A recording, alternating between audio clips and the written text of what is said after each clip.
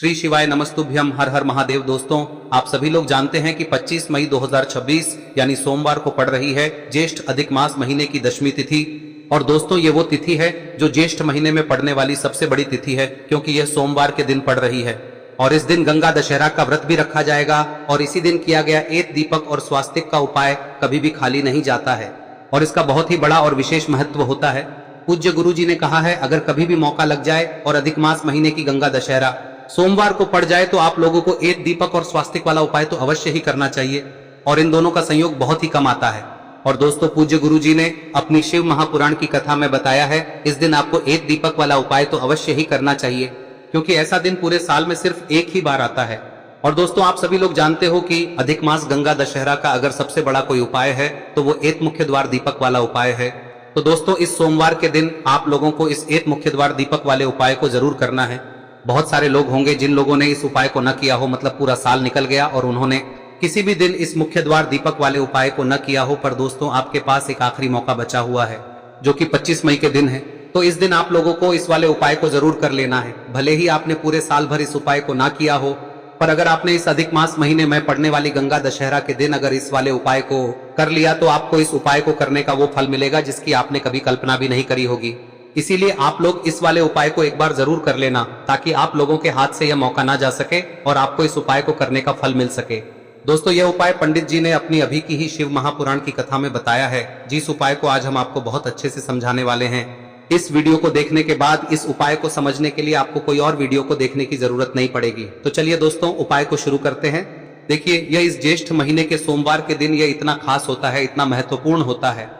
देखा गया है कभी कभी बड़े बड़े पूजा पाठ अनुष्ठान से जो मनोकामना पूर्ण नहीं होते, वो इस ज्येष्ठ महीने के गंगा दशहरा के दिन एक छोटे से उपाय करने से ही आपकी मनोकामना पूर्ण हो जाती है। और बहुत सारे लोगों ने इस उपाय को किया भी है और उनको इस उपाय को करने का फल भी जरूर मिला है।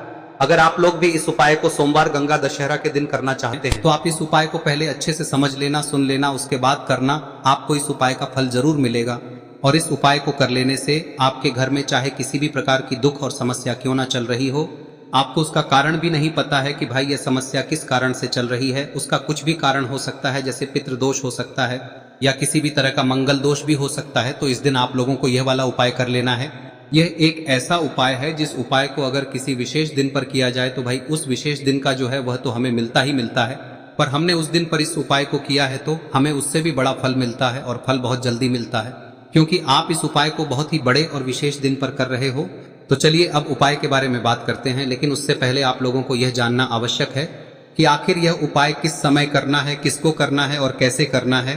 तो चलिए हम आगे आपको वीडियो में एक एक करके बता देते हैं, लेकिन उससे पहले अगर आप लोग हमारे चैनल पर नए हैं तो हमारे चैनल को सब्सक्राइब कर लेना और इस वीडियो को लाइक करके कमेंट बॉक्स में श्री शिवाय नमस्तुभ्यम ओम नमः शिवाय जरूर टाइप कर देना। और अपने फायदे के लिए, गरीबी दूर करने के लिए इस वीडियो को पूरा देखकर जाना, तभी आपको लाभ की प्राप्ति होगी। यदि आज आपने वीडियो को बीच बीच में से देखा काट काट, तो दोस्तों इस एक दीपक वाले उपाय को हमें इस सोमवार के दिन कैसे करना है, किसको करना है, किस समय करना है और कहां पर करना है, ये सारे सवालों के जवाब आपको इस वीडियो में मिल जाएंगे। और जो ये वीडियो देखेगा भाई उसको एक मुख्य द्वार दीपक वाला उपाय जरूर करना चाहिए, क्योंकि इस दिन दीपक का भी बहुत ही बड़ा और विशेष महत्व होता है। और जब बात आ जाए एक मुख्य द्वार दीपक की तो ये सोने पे सुहागा वाली बात हो जाती है और ये एक बहुत ही बड़ा उपाय हो जाता है इस सोमवार गंगा दशहरा का। अब हम समझते हैं इस वाले उपाय को हमें करना किस समय है, इस दीपक वाले उपाय को हमें इस सोमवार के दिन करना किस समय है। तो देखिए, इस उपाय को करने का जो समय है वह सुबह का समय है और शाम का समय भी है। अब देखिए, यहाँ पर हम मुख्य रूप से सुबह का समय नहीं बोलेंगे, क्योंकि 25 मई सोमवार गंगा दशहरा का दिन है और इस दिन प्रदोष काल के समय का बहुत महत्व होता है। बाकी अगर सुबह के समय भी करेंगे तो भी अच्छा होगा, उसमें कोई भी दिक्कत वाली बात नहीं है। तो चलिए जानते हैं इस विशेष उपाय के बारे में। लेकिन उससे पहले एक प्रार्थना, अगर आप इस चैनल पर नए हैं तो आप इस वीडियो को लाइक करें, चैनल को सब्सक्राइब करें और कमेंट बॉक्स में आप अपनी राशि या अपना नाम जरूर डाल दें, क्योंकि हम राशि से जुड़ा भाग्य भी बताते हैं और भाग्य में चल रही परेशानियों को दूर करने के लिए वह आसान से आसान उपाय भी बताते हैं। तो चलिए अब हम अपने सबसे पहले उपाय की बात कर लेते हैं। देखिए, अधिक मास के दिनों में विशेषकर भगवान शिव और माता पार्वती और विष्णु भगवान का पूजन किया जाता है। अब साथ ही साथ गंगा दशहरा का दिन भी पड़ गया है, तो ऐसा समझ लीजिए आपके जीवन में धन भी आएगा, सुख भी आएगा, धन बढ़ेगा भी और साथ ही साथ आपके जीवन के सारे संकटों को भगवान शिव जी दूर कर देंगे। तो चलिए सबसे पहले बात कर लेते हैं सबसे पहले उपाय की, जो कि सोमवार वाले दिन आपको विशेष कर करना है। और इस उपाय को करने से आपकी कोई भी ऐसी इच्छा, कोई भी विश जो अभी तक अधूरी है, पूरी नहीं हो रही है, तो आपकी बड़ी से बड़ी विश और मनोकामना भी पूरी हो जाती है। जब आप सोमवार गंगा दशहरा वाले दिन इस पहले उपाय को कर लेते हैं, तो देखिए आप सभी जानते हैं कि श्री हरि विष्णु जो है उन्हें तुलसी दल सबसे प्रिय है। बिना तुलसी माता के श्री हरि विष्णु अधूरे हैं और बिना तुलसी पत्तों के श्री हरि विष्णु का भोग अधूरा है। अब श्री हरि विष्णु को प्रसन्न करके आप अपनी किसी भी मनोकामना को पूरा कर सकते हैं, क्योंकि श्री हरि विष्णु प्रसन्न हो गए तो आपकी कोई भी विश और इच्छा मनोकामना अधूरी नहीं रहेंगी। तो आपको तुलसी के 5 पत्ते लेने हैं। अब ये 5 तुलसी के पत्ते जो आपने लिए हैं, ये 5 तुलसी के पत्ते आपको श्री हरि विष्णु को अर्पित करने हैं। अपने घर के मंदिर में ही ठीक है, ऐसा आपको करना है। आपके घर में श्री हरि विष्णु की कोई मूर्ति है, प्रतिमा है, वहां पर यह 5 तुलसी के पत्ते आप रखें और साथ ही साथ एक देसी घी का दीपक गोल बाती का आपको लगाना है। और ओम नमो भगवते वासुदेवाय नमः इस मंत्र का आपको 11 बार जप करना है। देखो मंत्र कौन सा है, ओम नमो भगवते वासुदेवाय नमः, और फिर श्री हरि विष्णु से अपनी विश, अपनी इच्छा, अपनी मनोकामना कह देना। और फिर देखना आपकी विश और इच्छा, जो भी आपकी मनोकामना है, जो भी अपने जीवन में आपको चाहिए। अगर निर्धनता बहुत है, आप अपने घर से गरीबी को दूर करना चाहते हैं, या फिर धन आपका बढ़ता नहीं है, आप चाहते हैं कि आपका धन बढ़े, या फिर आपके घर में फिजूल खर्ची बहुत होती है, पैसा आपके पास नहीं रुकता है, आप चाहते हैं कि पैसा आपके पास रुके, या फिर घर में कोई व्यक्ति ऐसा है जो बहुत बीमार रहता है, या फिर किसी का विवाह नहीं हो पा रहा है, तो जो भी आपकी इच्छा है, जो भी आपके विश है, बस एक बार श्री हरि विष्णु से कह दें। दिन है, साथ ही 7 साल का सबसे बड़ा दिन है। यह दिन इतना उत्तम है कि जो आप श्री हरि विष्णु से मांग लेंगे, जो उनसे कह देंगे, वह आपकी विश, आपकी मनोकामना को बहुत जल्दी पूरा कर देंगे। तो यह पहला उपाय है। चलिए बात करते हैं दूसरे उपाय की।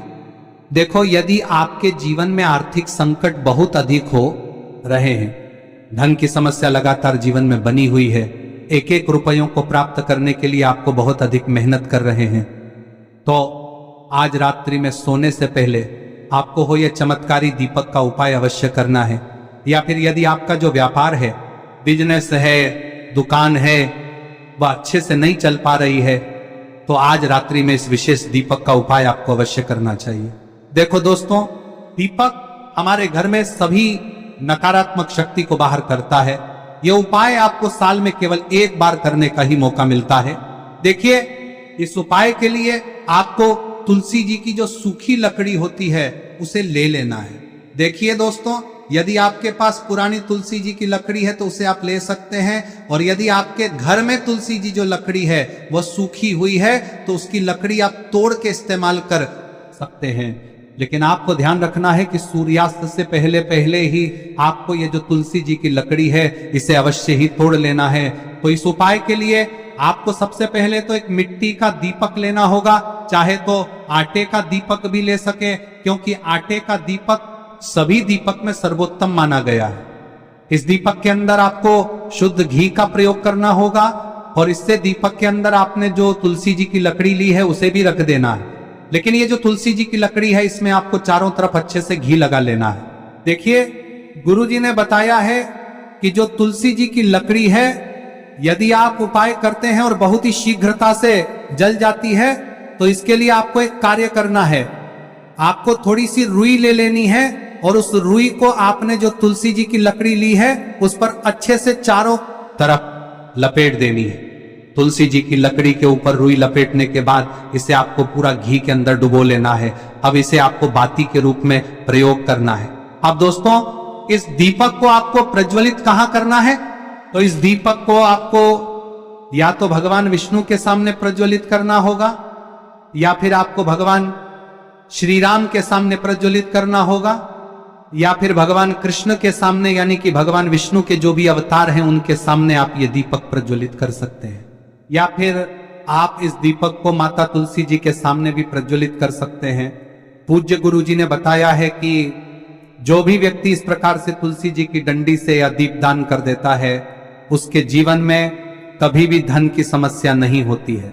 इसीलिए आपको ये पूरे साल में केवल 1 बार ही मौका मिलता है। इस उपाय को करके देखना, आपकी सभी इच्छाएं जरूर पूर्ण होंगी। ये जो उपाय है रात्रि में सोने से पहले करना है। अब बताते हैं तुलसी के गमले में आपको वह कौन सी चीज डालनी है जिस उपाय को करने से आप अपने जीवन में महाधनी बन जाएंगे। इतना धन आपको मिलेगा कि कभी भी आपके धन में कमी नहीं आएगी। कभी भी आपका धन बर्बाद नहीं होगा। आपके पैसे की बर्बादी बिल्कुल आपके जीवन से रुक जाएगी। और जो लोग कहते हैं कि घर में पैसा तो आता है, पैसा रुकता नहीं है और पैसा बढ़ता नहीं है, वृद्धि नहीं हो रही है, उन्हें भी विशेष यह तीसरा दिन जरूर करना चाहिए। तो देखिए, पहले ही आपको बता दिया कि श्री हरि विष्णु की पूजा और उनका भोग श्री मतलब तुलसी मैया के बिना अधूरा है ना। और तुलसी मैया जो है वह श्री हरि विष्णु के बिना अधूरी है। तो देखिए, जब भी आप तुलसी का कोई उपाय करेंगे तो सीधे सीधे आप श्री हरि विष्णु को प्रसन्न कर लेते हैं। अब व्यक्ति को, यानी जो भी व्यक्ति है, किस व्यक्ति को कितना धन देना है, यह श्री हरि विष्णु के हाथ में होता है। धन देने का काम माँ लक्ष्मी करती है, जो कि माँ तुलसी का ही एक रूप है। माँ तुलसी जो है यह माता लक्ष्मी का ही स्वरूप है ना। तो आपको करना क्या है, आपको लेनी है यहाँ पर हल्दी पिसी हुई, जो कि श्री हरि विष्णु से जुड़ी हुई है, आपके गुरु गृह से जुड़ी हुई है, आपकी कुंडली में गुरु को मजबूत करती है, सुख सौभाग्य को खींचने का काम करती है, धन को बढ़ाने का काम करती है। तो एक चुटकी पिसी हुई हल्दी आपको लेनी है और यह पिसी हुई सूखी हल्दी ही आपको अपने गमले में, तुलसी का पौधा जिस गमले में लगा है उसमें अच्छे से इस हल्दी को डालना है, ठीक है ना। और ओम नमो भगवते वासुदेवाय नमः इस मंत्र का जाप करना है। कितनी बार? कम से कम 11 बार जाप करना है। ओम नमो भगवते वासुदेवाय नमः इस मंत्र का जाप करते रहना है। और हल्के हल्के से तुलसी के पौधे में आपको पूरे गमले में पीसी हुई हल्दी का छिड़काव करना है। तो देखिए, जो व्यक्ति लेता है, ऐसा समझ लीजिए अपने जीवन से नहीं आने वाली 7 पीढ़ियों के जीवन से निर्धनता और गरीबी को दूर कर देता है। क्योंकि हल्दी जो है ना, यह साधारण नहीं है। हल्दी इतनी उत्तम होती है कि रातों रात आपके जीवन में चमत्कार करती है। आपने देखा होगा कि कोई भी शादी होती है, विवाह होता है ना, कोई भी ऐसा शुभ काम हम करते हैं उसमें हल्दी जरूर लेते हैं। गृह प्रवेश जब हम करते हैं तो हल्दी के स्वास्तिक का निर्माण करते हैं। कोई भी अच्छा काम करने जा रहे हैं, हल्दी उसमें लेते हैं। और हल्दी जो है ये आपके गुरु ग्रह को मजबूत कर देती है। अगर कुंडली में गुरु कहीं ना कहीं मजबूत है तो इससे उत्तम का मिलेगा नहीं। बहुत ही उत्तम उपाय है, तुलसी के गमले में एक चुटकी पीसी हुई हल्दी डालना है। तो यह बहुत ही उत्तम उपाय है। इस उपाय को आप जरूर, साल का सबसे बड़ा यह दिन है, तो इस उपाय को करने से श्री हरि विष्णु और महादेव आपसे न केवल प्रसन्न होते हैं, होते हैं, आपसे इतना प्रसन्न हो जाते हैं कि जीवन में कभी आपके गरीबी और निर्धनता को नहीं आने देते हैं। तो चलिए अब बात कर लेते हैं अपने तीसरे उपाय की, जो कि मुख्य द्वार से जुड़ा हुआ है। और यह उपाय है स्थिर लक्ष्मी के वास के लिए। ऐसा पैसा आपके घर में आएगा जो आपके घर में ही रुकेगा। ऐसा पैसा कभी आपके घर में नहीं आएगा जो आपके घर से जाएगा और विशेषकर फिजूल खर्ची में जाएगा। अब आधे से ज्यादा लोगों की यही समस्या होती है कि घर में पैसा तो आता है लेकिन बहुत जल्दी घर से चला जाता है या फिर फिजूल खर्ची में चला जाता है।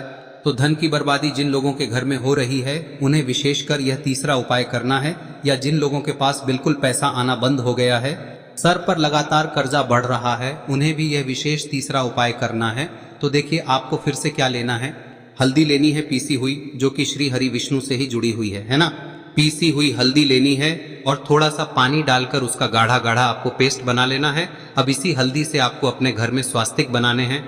कितने स्वास्तिक? एक स्वास्तिक आपको बनाना है अपनी तिजोरी पर, जिसमें आप पैसा रखते हैं। चाहे तो आप संदूक में रखते हैं, अलमारी में रखते हैं, जिस चीज में भी पैसा रखते हैं, बस वहां पर हल्दी से एक स्वास्तिक बनाना है। दूसरा स्वस्तिक आपको कहाँ बनाना है? अपने घर के मंदिर में, है ना। और 2 स्वस्तिक आपको बनाने हैं अपने घर के मुख्य द्वार पर बाहर की तरफ। हल्दी से 4 स्वास्तिक आपको बनाने हैं। 2 स्वास्तिक मुख्य द्वार पर बाहर की तरफ, एक तिजोरी पर, है ना, और एक अपने घर के मंदिर में। बस यह उपाय आप लिया तो देखिए, जो धन की तिजोरी है उसमें पैसा भरा रहेगा।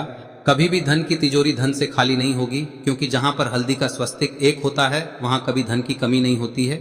हमेशा वहां पर धन की देवी माता लक्ष्मी वास करती हैं, क्योंकि हल्दी किससे जुड़ी हुई है? श्री हरि विष्णु से। और माँ लक्ष्मी कहाँ होती है? जहाँ श्री हरि विष्णु वास करते हैं। अब बात करें कि आपके घर का मंदिर जो है उसमें अगर आप एक स्वास्तिक बनाते हैं तो आपके घर से ऊर्जा जो है, पूरे में ऊर्जा फैलती है ना।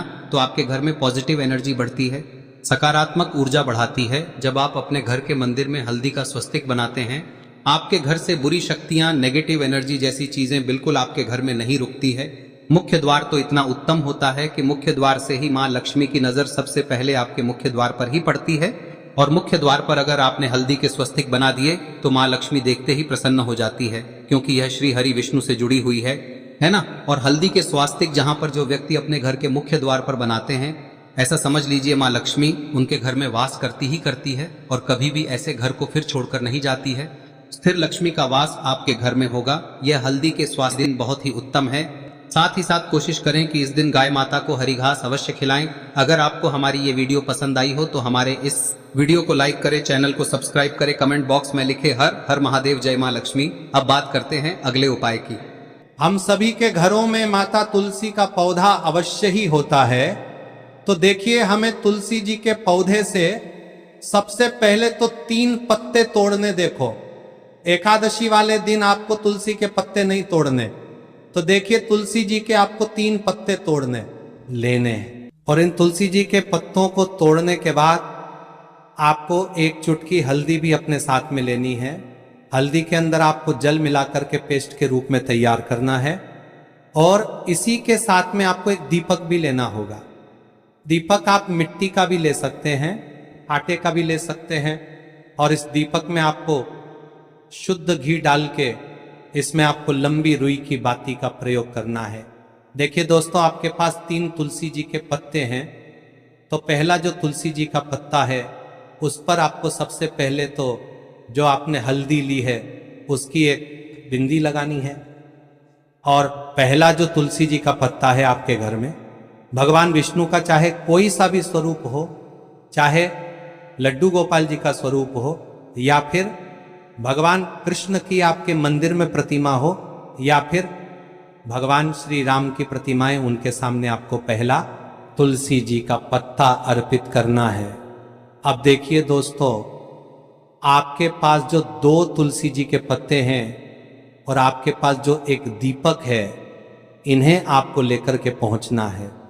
अपने ही घर में तुलसी जी के पौधे के पास में देखिए, सबसे पहले तो आपके पास जो 2 तुलसी जी के पत्ते हैं उन पर भी आपको हल्दी की एक एक बिंदी लगानी है। और उन दोनों ही तुलसी जी के पत्तों को आपको अपने घर में तुलसी जी के पौधे के वहां पर ही अर्पित कर देने हैं। और इस प्रकार से यह दोनों पत्ते भी तुलसी जी के पौधे के पास में अर्पित करने के बाद अंत में जो आपके पास एक लंबी बाती का दीपक है, इसे आपको तुलसी जी के पौधे के पास में ही प्रज्वलित कर देना है। जो भी व्यक्ति